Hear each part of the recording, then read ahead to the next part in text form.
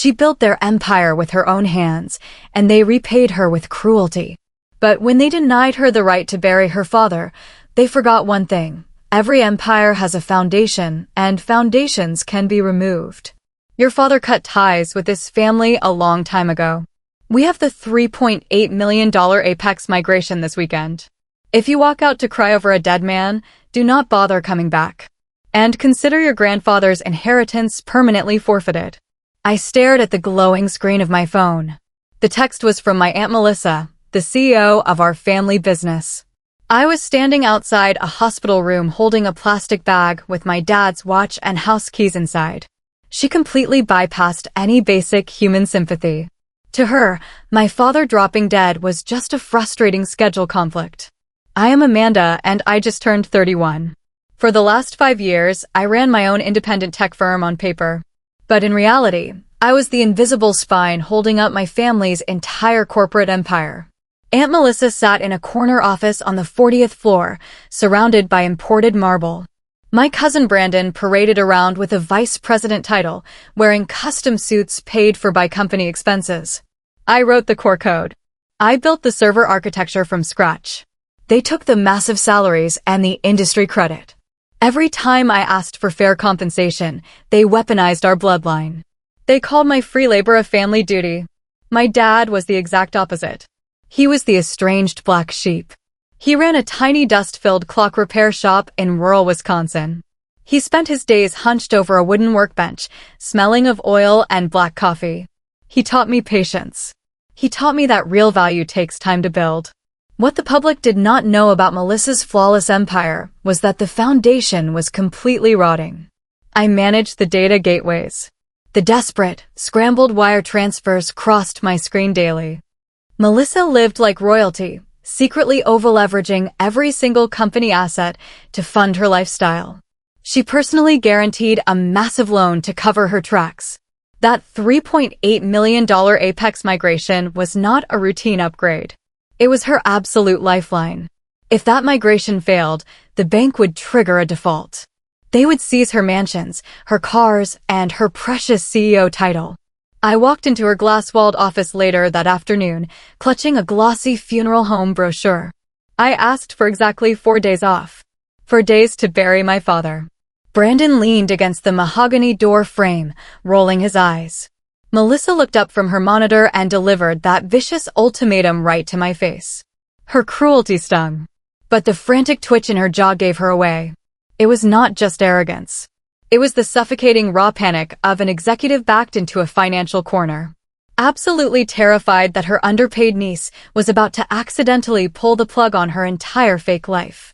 I remember sitting at the far end of the long mahogany table every Thanksgiving. Melissa used to hold out her empty wine glass without even looking in my direction, just waiting for me to refill it. I was the hired help. The quiet, obedient niece who fixed their server crashes at 2 in the morning and swallowed their condescending jokes. They broke my spirit back then. But today, standing in her pristine office, looking at the frantic twitch in her jaw, the obedience completely evaporated. I am the one holding the hammer now. I forced my face into a blank mask. I gave her a single slow nod. Understood, I said. I turned on my heel and walked straight out of the glass building. The brass bell above the door of my dad's clock shop chimed as I stepped inside. The familiar scent of sawdust, old oil, and black coffee instantly grounded me. I set my laptop down right on his wooden workbench. I own the core software architecture. My independent company holds the ironclad copyright. For 5 years, the family business only accessed it through a vendor access key I provided for free. I opened my administrator dashboard. I navigated to the active vendor licenses. 1 click.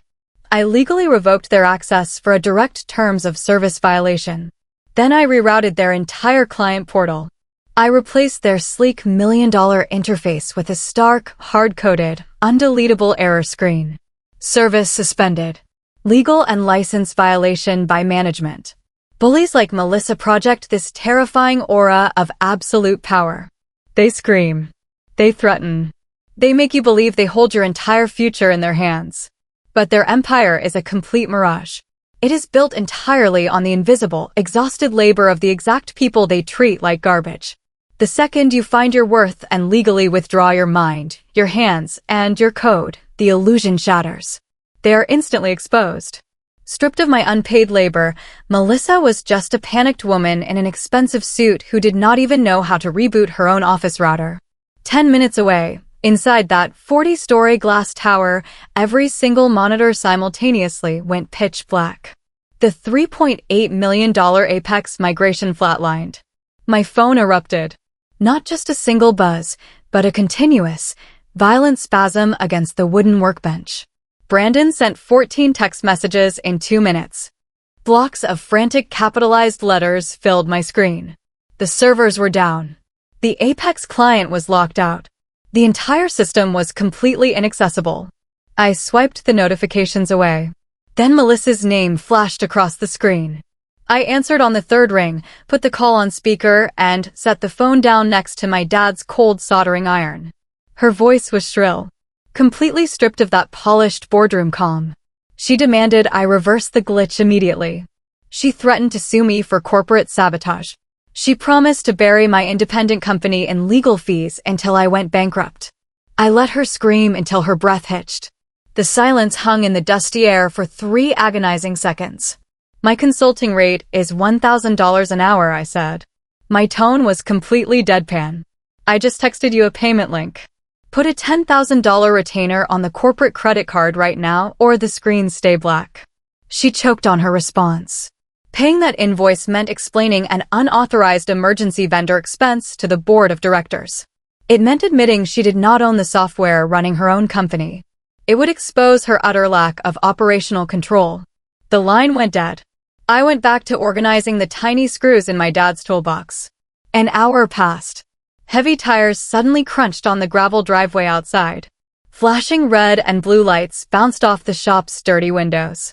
2 police cruisers parked diagonally, blocking my car. Melissa had actually escalated.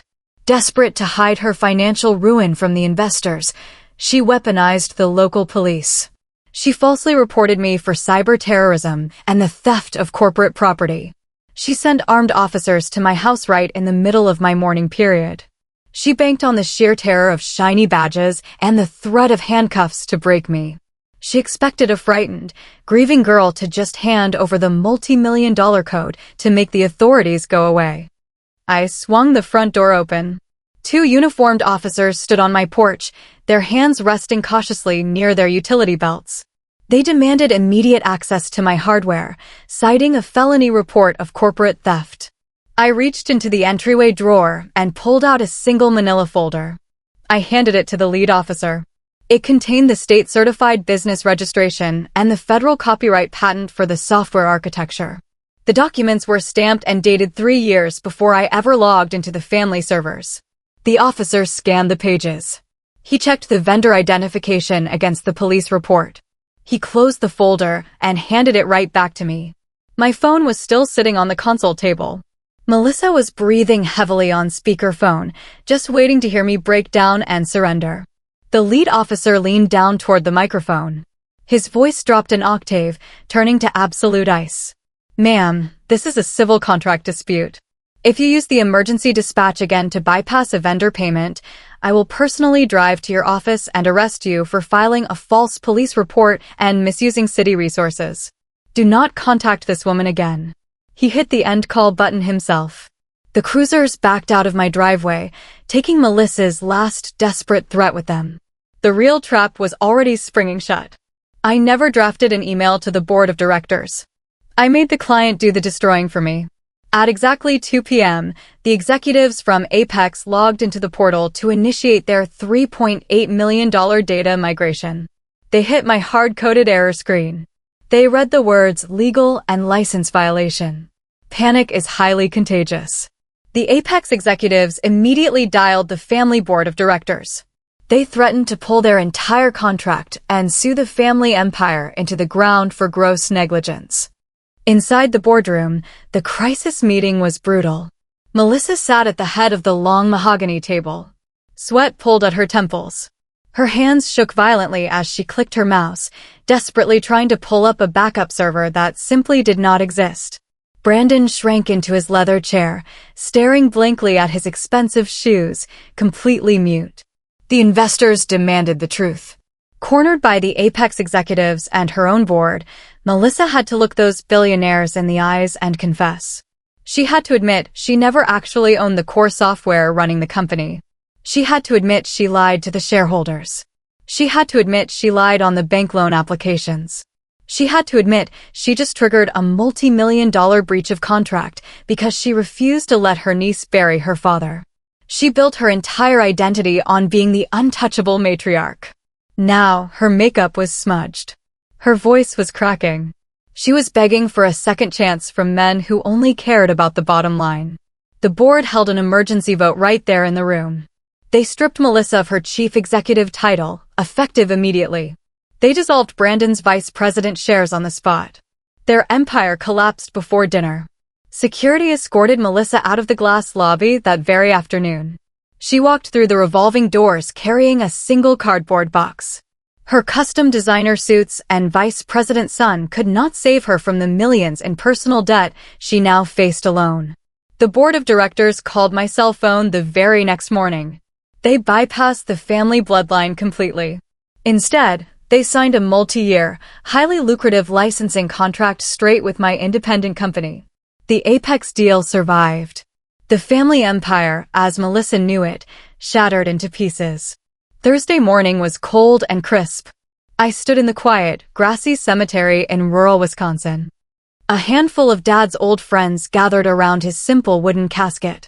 Nobody from the corporate tower showed up. They were too busy fighting off bankruptcy lawyers to pretend they cared. I stared down at the fresh earth. A strange, overwhelming peace settled into my shoulders. People always tell you that turning your back on family is the ultimate sin. We are conditioned to endure the abuse. We are conditioned to keep showing up at the holiday dinners. We are conditioned to bleed ourselves dry just to keep the peace. But standing there, the truth hit me with absolute clarity.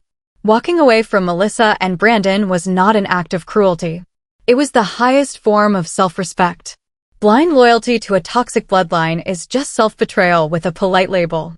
I never struck a match to burn their empire down.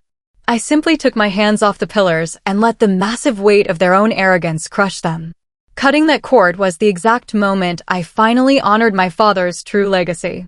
For months later, the federal bankruptcy court finalized the liquidation of the family holding company. Aunt Melissa was formally indicted on 2 counts of wire fraud and 1 count of falsifying corporate records to secure the $4 million commercial loan. To avoid federal prison, she accepted a brutal plea deal. She took 5 years of strict probation and a court-ordered restitution of $2.5 million. The social fallout was absolutely merciless. The elite country club she treated like her personal kingdom quietly revoked her membership. The high society friends who used to drink her imported wine suddenly forgot her phone number. Cousin Brandon was forced to sell his custom sports cars at a public auction. He now works a mid-level data entry job, reporting directly to a manager half his age. 6 months after the funeral, a pale pink envelope arrived in my mailbox. The return address belonged to a modest apartment complex across the city. Inside was a handwritten letter from Melissa. 2 full pages of flowing cursive dripping with manufactured nostalgia. She wrote about how much she missed our family dinners. She wrote that my father would want us to reconcile. She claimed she pushed me so hard only because she saw my true potential. I stood at my kitchen counter holding the thick parchment paper. The familiar, suffocating guilt I used to carry was completely gone. My chest felt incredibly light. I folded the letter in half. I dropped it directly into the trash can and walked away. No angry reply. No closure text. Just absolute deafening silence.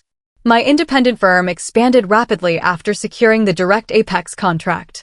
We hired 12 new engineers. We moved into a beautiful office space. We finally built a culture rooted in mutual respect. The greatest victory, however, is that my weekends finally belong to me. I spent Thanksgiving this year hosting a dinner for my chosen family. My lead developer. My college roommate. My husband. My dad's old buddies from the clock repair shop. All crowded around my dining table. We ate off mismatched plates. We laughed until our ribs ached. Not a single person asked me to sacrifice my peace for their profit. Society constantly conditions us to believe that family is a sacred, unbreakable bond. People will look you in the eye and say that blood is thicker than water. What they hide from you is that toxic individuals will use that exact concept as a weapon. They use it to extract your labor. They use it to demand your absolute compliance. They use it to drain your sanity. They do not love you. They love the endless utility you provide. If you are exhausted from carrying the weight of ungrateful people, write these 3 rules down. Rule number 1. DNA is merely a biological fact, not a lifelong VIP pass to disrespect you. You do not owe your mental health to a shared last name. You do not owe your financial stability to a shared last name. You do not owe your peace of mind to a shared last name. Rule number 2. True power is simply the ability to withdraw your invisible labor. You do not need to scream. You do not need to seek vicious revenge. You just need to cleanly and quietly stop fixing their messes. Bullies are terrified of personal boundaries because their entire survival depends on exploiting yours. Rule number 3. Peace is incredibly expensive, but the cost of staying is your soul. Losing my grandfather's inheritance was a heavy, painful price. Shattering the illusion of a loving family was a heavy, painful price. But it bought back my autonomy. Have you been playing the dedicated fixer for a family that would discard you the second you prioritize your own life? Have you been playing the dedicated fixer for a company that would discard you the second you prioritize your own life? What invisible, unpaid labor are you giving away today? Drop a 100 in the comments if you have ever had to walk away from toxic bloodlines to save yourself. Share this story with someone who desperately needs the courage to finally send their own invoice. I am Amanda. And for the first time in my entire life, I am completely free. Sometimes the loudest statement you can make is not a scream, it's the sound of your feet walking away. And when you take your power back, the empire you once held up collapses under its own weight.